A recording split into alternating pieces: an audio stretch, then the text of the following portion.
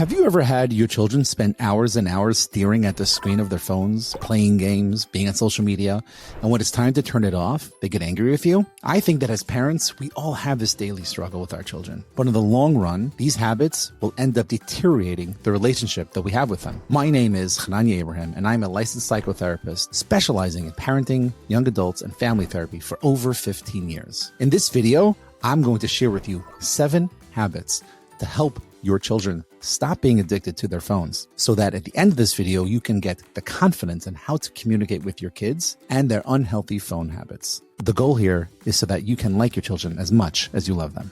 Let's get started. Rule number 1, set clear structure and boundaries. Establish very firm screen time rules, like no phones at meals, before bed, so that the structure becomes this true source of freedom. With our kids, they crave freedom. They crave to have structure because that's what's going to give them freedom. So when we set boundaries about what, when, and where they can have their phones, it really helps make sure that they are not going to get addicted to their phones. When we set certain times when they can have their phones, that also helps. It's not just about being restrictive. It's about making sure that they have a segue or a time or a place where they can use their phones as well. So set clear structure and boundaries around their phone use. Rule number 2 is to model self-control and persistence with their phones. Kids see everything and they model everything that we do as parents. And if we are not going to have structure around our phones, if we are not going to have a time or a place where we put down our phones, how can we expect our kids to listen to us? When we have a structure, when we have a time and a place where we say, hey, I'm not bringing my phone here, when our kids see us turn our phones over and push it away from us, because right now we're having a talk with them or our spouses, it puts them in a situation to realize, oh, okay, I can be separate from this. I can be in a place where I don't have to be connected to this. And that's really, really important for our kids to know. So rule number 2 is to model behavior, model self-control and persistence when it comes to our own phone use. Rule number 3, offer meaning and purpose beyond screens. Engage our kids with activities that give them a real sense of accomplishment, such as sports, design, faith, even music.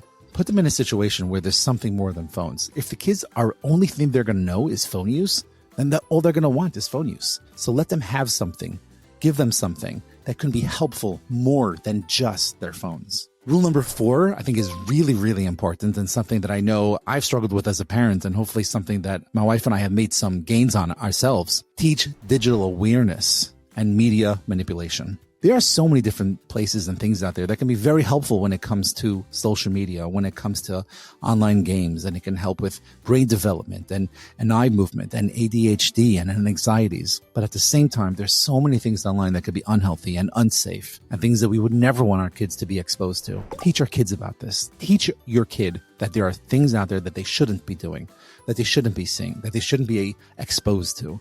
And by us being able to create awareness to their digital time that they're going to spend online, it goes a really, really long way for them being structured and not getting thrown into a rabbit hole that can really, really be unhealthy. Rule number 5, build a strong family culture of connection. When our kids have something to attach to, like we talked about in rule number 3, when it comes to sports, music, or faith, when they have something else there, when we prioritize deep, meaningful connections to human beings through rituals, through shared meals, through meaningful conversations, it takes away from that digital distraction.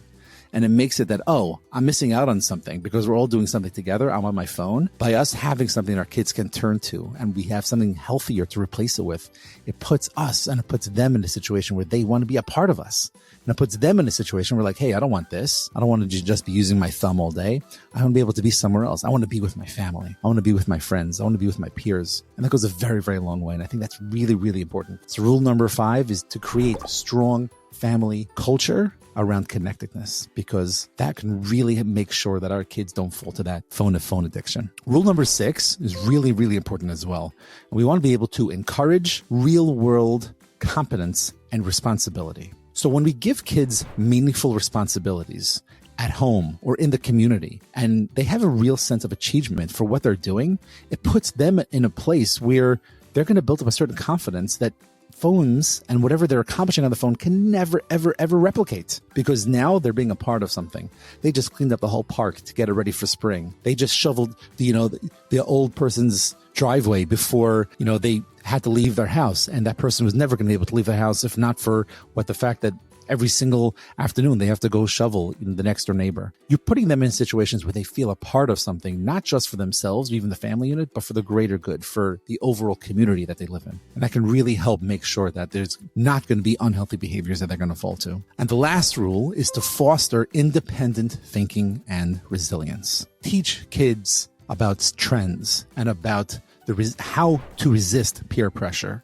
We've all experienced it, whether it's ourselves, our siblings, or maybe some of our kids, where, well, they have it, so I want to have it. Everyone has this. Everyone has the latest thing. Well, when we teach kids about independence and they can be the best version of themselves, and it's not about everyone else, then what we're doing is we're saying, hey, I can be me. I don't have to be that. I'm able to have who I am, what I am, dress the way I want to dress without having to think about other people and what the latest trends are. When we have that way of being able to have things for ourselves that allow us to connect to us in a way where it's not about others, then the insecurities of being around others, the insecurities of having other people comment is not going to be there anymore. And therefore, not having to make sure that the video I just posted gets likes and comments 24/7 within 3 seconds of posting it won't be an anxiety anymore. So when we harbor and foster independent thinking and resilience, it allows a child to be the best version of themselves, not because of others, but because of themselves.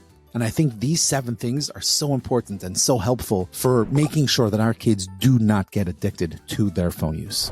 So at this point, you already have the 7 habits to get your children to stop spending all day in front of the screen. I would like to know which one has caught your attention the most and which one you are going to implement as soon as possible. Don't forget to subscribe so that you don't miss any videos and that you can be a better parent every day.